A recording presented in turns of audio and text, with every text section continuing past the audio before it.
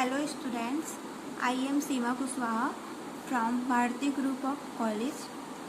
आज हम पढ़ेंगे बीएससी सेकेंड ईयर का फर्स्ट यूनिट का थर्मोडायनेमिक्स का जो चैप्टर है उसका हमारा जो टॉपिक है उसमें हम पढ़ रहे हैं एंट्रोपी ए पॉइंट और स्टेट फंक्शन। एंट्रोपी में बिंदु या अवस्था फलन। तो यहाँ पर represent two different path. First है आई के लिए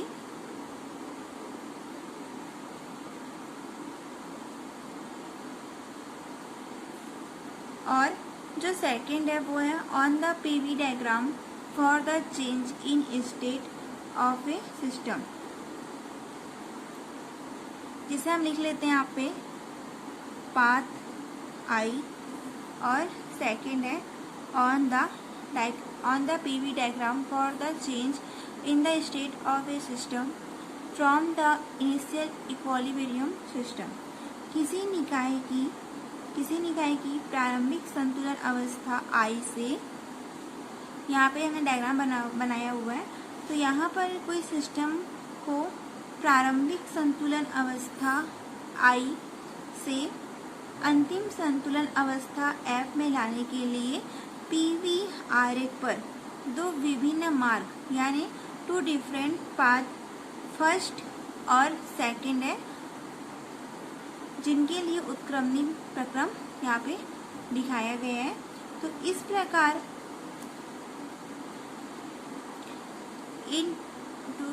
initial equilibrium state I to the final equilibrium state F. इसी प्रकार यदि सिस्टम को निकाय को मार्ग आई से पाथ आई से पहले अवस्था आई से अवस्था एफ पर ले जाने पर फिर सेकंड पोजीशन एफ से फर्स्ट पोजीशन पर वापस लाया जाता है, तो एक साइक्लिक प्रोसेस होता है। यहाँ पे बोल रहे हैं कि the process is reversible for both the path. Thus, if the state of a system is first changed from I to F through the path, यदि सिस्टम को मार्ग जो पाथ फर्स्ट है तो फर्स्ट में I से F तक ले जाएंगे, फिर वापस F से I तक लाया जाता है। तो ये जो साइक्लिक प्रोसेस है I से F फिर F से I, तो एक साइक्लिक प्रोसेस में होता है, एक चक्रीय प्रक्रिया में होता है। तो यहाँ पे पहला and then from the state F to the state I along the path. Second होगा we get a cyclic process according to Clausius theorem for the cyclic process. Clausius की प्रमेय से जो साइक्लिक प्रोसेस है वो होता है समाकलन d Q by T equal to 0।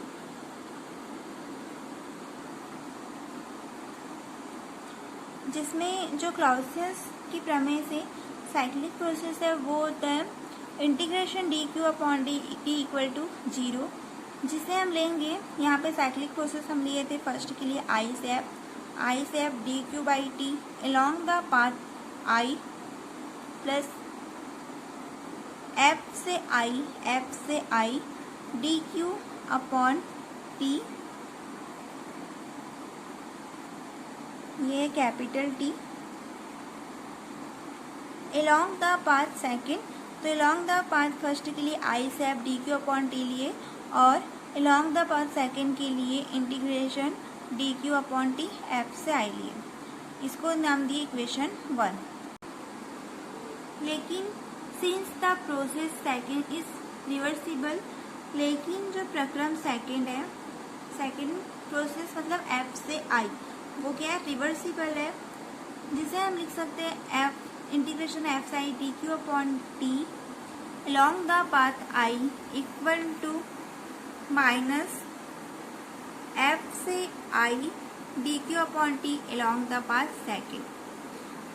Hence from equation 1 समीकरण एफ एक से हो जाएगा एफ आई से F D Q upon T along the path I minus f upon F integration F I से F D Q upon T along the path second equal to 0। हम यहाँ पे लिए थे इक्वेशन 1 आई से F D Q upon T along the path first और F से I D Q upon T along the path second, इसको नाम दी इक्वेशन 1।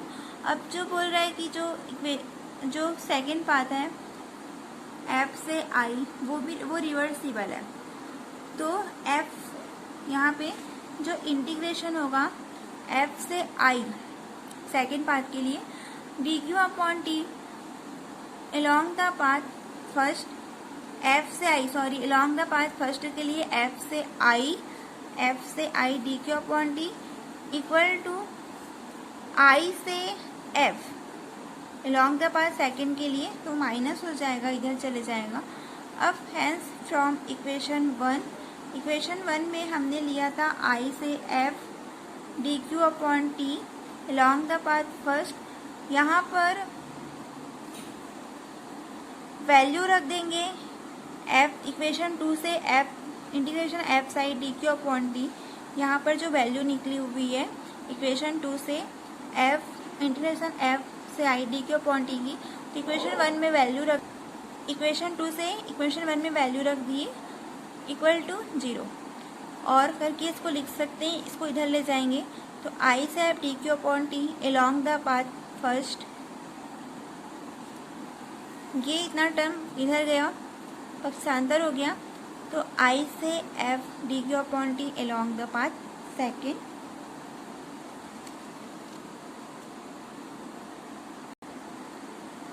आगे देखते हैं, thus we conclude that the quantity integration I sap dq upon t remains constant between the two given state। निष्कर्ष निकलता है कि किन्हीं भी दो नियत अवस्थाओं के लिए, किन्हीं भी दो कांस्टेंट पोजीशन के लिए जो क्वांटिटी होती है आई से F D Q upon T का वैल्यू कांस्टेंट होता है, चाहे उन पोजीशन के लिए के बीच जो निकाय का परिवर्तन है किसी भी उत्क्रमणी प्रक्रम से हो।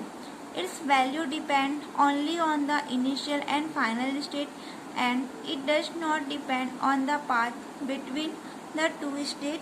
देयरफॉर इसकी जो वैल्यू है वो केवल सिस्टम की इनिशियल एंड फाइनल पोजीशन के थर्मोडायनेमिक कोफिशिएंट जैसी टेम्परेचर, प्रेशर, वॉल्यूम पर ही डिपेंड करता है।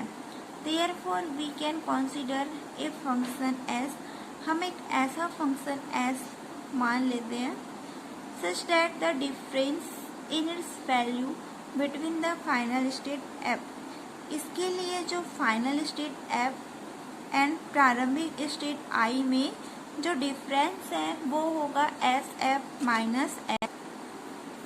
क्वांटिटी आई से F D Q upon T के बराबर हो, जो क्वांटिटी हम निकाले S F minus S I, जो फाइनल स्टेट एफ और इनिशियल स्टेट आई में डिफरेंस है एस एफ माइनस आई, वो क्वांटिटी आई से F D Q upon T के इक्वल होगा। जबकि आई से एफ स्टेट में जो चेंजेस है, परिवर्तन है, वो रिवर्सिबल उत्क्रमणी है, तो इसे हम लिख सकते हैं मैथमेटिकल फॉर्म में S F minus S I equal to integration I से F D Q upon T for a reversible process. इसे हम दे दिए equation 3। Function S is called entropy and the quantity SF minus SI is called the change in entropy in the reversible process। यहाँ पे जो function S है उसे entropy कहते हैं तथा क्वांटिटी SF माइनस SI को रिवर्सिबल प्रोसेस में चेंज परिवर्तन कहते हैं। Now if the initial and final equilibrium state are very close, यदि इनिशियल एंड फाइनल स्टेट, जो फाइनल इक्विलिब्रियम स्टेट है, initial and final equilibrium state I और F अत्यंत समीप होते हैं, मतलब वेरी क्लोज होती है तो एंट्रोपी में चेंजेस अत्यल्प होता है, मतलब जो एंट्रोपी में चेंजेस है वो इनफाइनाइट होता है। इसे संकेत and it can be express as ds और इसे ds द्वारा व्यक्त करते हैं, डिनोट करते हैं, जिसे हम लिख सकते हैं ds equal to dq upon t for a reversible process, उत्क्रमणी प्रक्रम। अब द इक्वेशन 4, ये हो गया हमारा equation 4। The equation 4 is called the mathematical form of second law of thermodynamic. Equation 4 को ऊष्मागतिकी के द्वितीय नियम का गणितीय रूप कहते हैं। Thermodynamics, second law of thermodynamics, thermodynamics के सेकेंड लॉ का मैथमेटिकल फॉर्म कहते हैं। चूँकि एंट्रोपी में परिवर्तन, since the change in entropy depends only on the initial and final state of the system. Entropy में जो चेंज है वो केवल सिस्टम की initial and final thermodynamic stand पर डिपेंड करता है, न कि उन पोजीशन के रिवर्सिबल प्रोसेस पर। And it does not depend on the path between the two state, और न कि उन स्टेट के मध्य रिवर्सिबल प्रोसेस पर। Entropy is the unique function on the point function of the state of the system.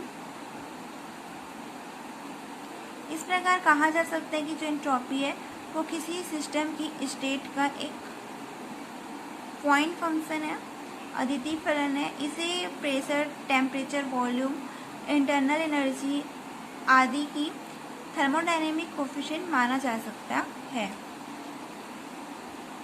इस प्रकार हम यहाँ पे PV diagram for reversible process बनाए। पीवी आरेख पर रुद्धोष्म या समतापी वक्र से बोल सकते हैं। L तथा M are the two adiabatics on PV diagram. यहाँ पर L तथा M जो है वो रुद्धोष्म एडियाबैटिक कर्व वक्र बोल सकते हैं उसको, रुद्धोष्म वक्र। यहाँ पे जो एडियाबैटिक